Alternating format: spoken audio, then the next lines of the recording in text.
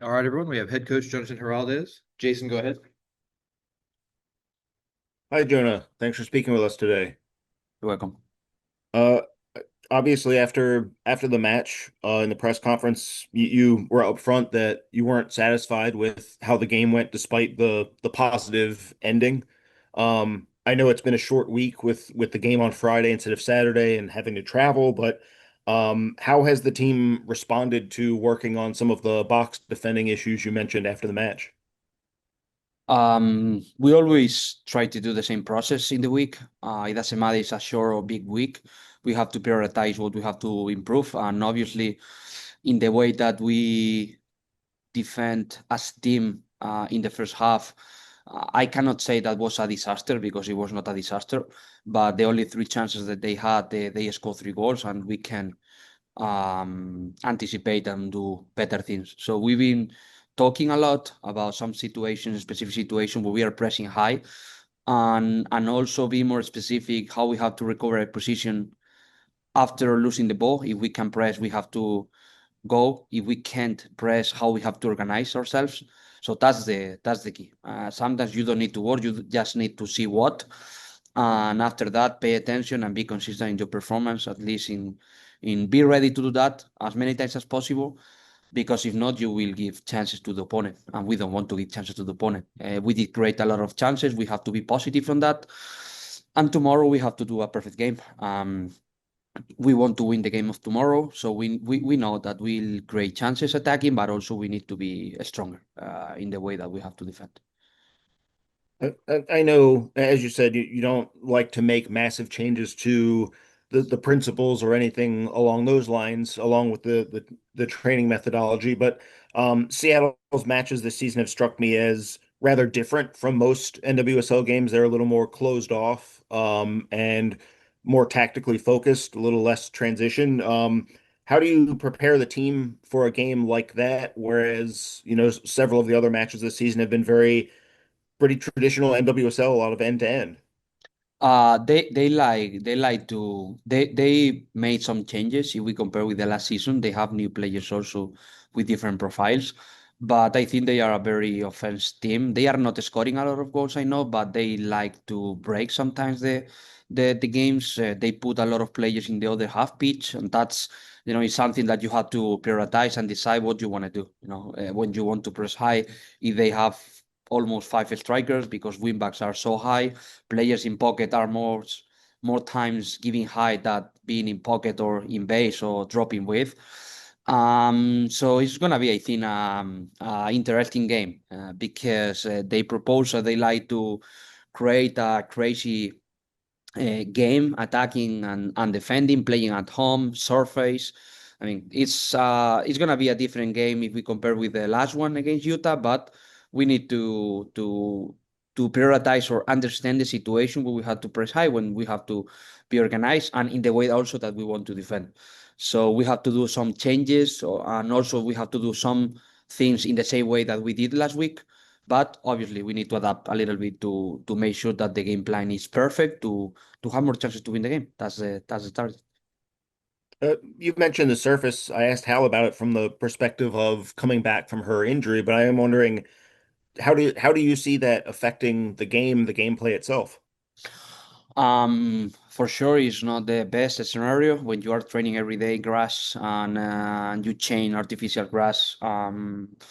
We had the chance to train today, but we did prefer to do the training session in normal grass because in terms of risk of injury, team is not so prepared to train in those surface. So I wanted to prevent on that, just training in a normal way and then play in the surface that we have. Obviously, it's not an excuse. Never I will use that an excuse, but we can decide what we want to do. So we prefer to train most of the days, most of the time in normal grass. It will be different if we have the chance to train in the stadium. When you have the chance to train in the stadium, okay, you have to go there and prepare, see the environment, the same surface. But I don't think we have to change a lot of things. We have to just have good feeling from the beginning, warm up to make sure that we are adapted to the game. But I don't think that we have to prepare all the different games just because we have to change the surface. Appreciate it. I'll hand the microphone over here. Okay. Annie, go ahead. Hi, Jonah. Thank you for speaking with us. I'll be the annoying one and ask. I know we'll get the full report tonight, but do you have any updates you can give on injury, any additions or people coming back that you can say yet? Esme is gonna be with us. We have to train today, but she's fine. And Chloe is not with us because she went with the national team. So I don't think we have a big change if we compare with the roster last week. Thank you. And I mean, we've talked a little before, I've asked you before about conceding goals early, and I know that could be a risk with Seattle and the way they like to defend. How is your team approaching that and kind of having the mindset early on? Being connected from the beginning until the end in the small details, especially when we lose the ball. That's the key point. We don't have to attack and defend. We have to do all together. When you are attacking, you are also defending. When you are defending, you are already attacking. Because in the way that you are attacking, you are being more prepared to be a good team when you don't have the ball, when you lose the ball. So this type of behaviors after losing the ball, we have to be ready to know exactly what we have to do. That's the most important thing. I never like to speak about just the goals because if we see the big picture, Utah didn't create more than 3 chances in the full game, 3, 4 chances, and they scored 3 goals. So we did a good job, a perfect job in the second half because they didn't have chances to score in any moment in the last 60 minutes because we had an stoppage time of 15. So for me, it's be connected in the full game. Try to be consistent in our performance when we're attacking, be ready for the transition, and know what we have to do: press or reorganize. Thank you. Over to Marissa. Hi, Jonah. Thanks for speaking with us today. With the May and June friendlies approaching, how are you feeling about the amount of call-ups from the team? And do you think the absence will help or affect the team? From us? Yes. I think I've been speaking a lot of times about that. I never like to put excuse. I know that we were missing important players and we are missing important players in this starting of the season, but I think we are being there. I mean, the team is competing. We are, all games that you can win, you can tie or lose, but the team is competing. I think that's very important. We know that we have to keep building until the end of the season. We are in a good spot right now because I think we are, I don't know, 5, 6 teams in 3 points. I am trying to remind now.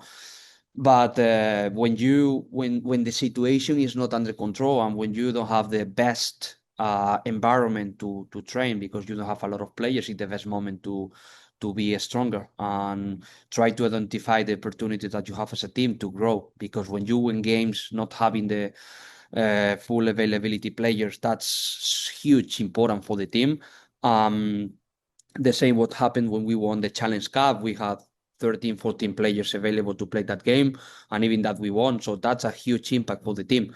So in the way that we try to train every day and also compete, it's just thinking how positive is have chances to grow as a player, and then understanding that when players are coming back, we are going to be a better team. So now it's time to be there, try to compete, be as close as possible in the, with the best teams competing every game, because then during the season, we know that the level is gonna grow.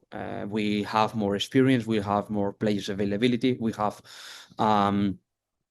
our profile of the players probably is going to be better during the season. So now is the moment to don't put excuse, work hard, and because then in the end of the season we know that we are going to be a much better team than now. Appreciate it. Thank you so much. You're welcome. All right, Jason wraps up.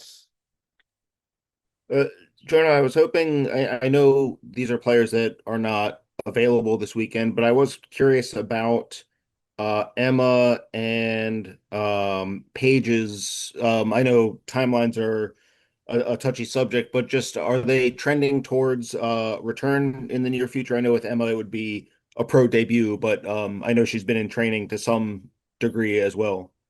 Yeah, they are doing rehab process now on the field. They are in the last step on the field. They are not with the team yet. They are not going to be available with the team before summer, but they are progressing well, especially Paige. As you know, Emma came from a different environment, different injury, but Paige is doing well. She's close, but she's not going to be available before summer. That's the expectation that we had, and for sure after summer she will be with the team. I did also want to ask about a few of the players who are on the minutes caps with their return to play as well. Are those players all trending positively, or are there any sort of having to pause or scale back in any instance? Who? Sorry. The players who are on minutes restrictions like Casey or Ah. Hal or Croy. They are still having restrictions. So we have to do a puzzle tomorrow to make sure that we are a competitive team. Right now we don't have fully availability in terms of player, and also we have a lot of restrictions in terms of minutes to decide the best starting 11. So it's my job to decide what is the best for the team. Appreciate it. Thank you very much, Jonah. Welcome, Jason. Thank you, Jonah. Thank you, everyone. We will see you tomorrow night. Have a good day. Bye bye.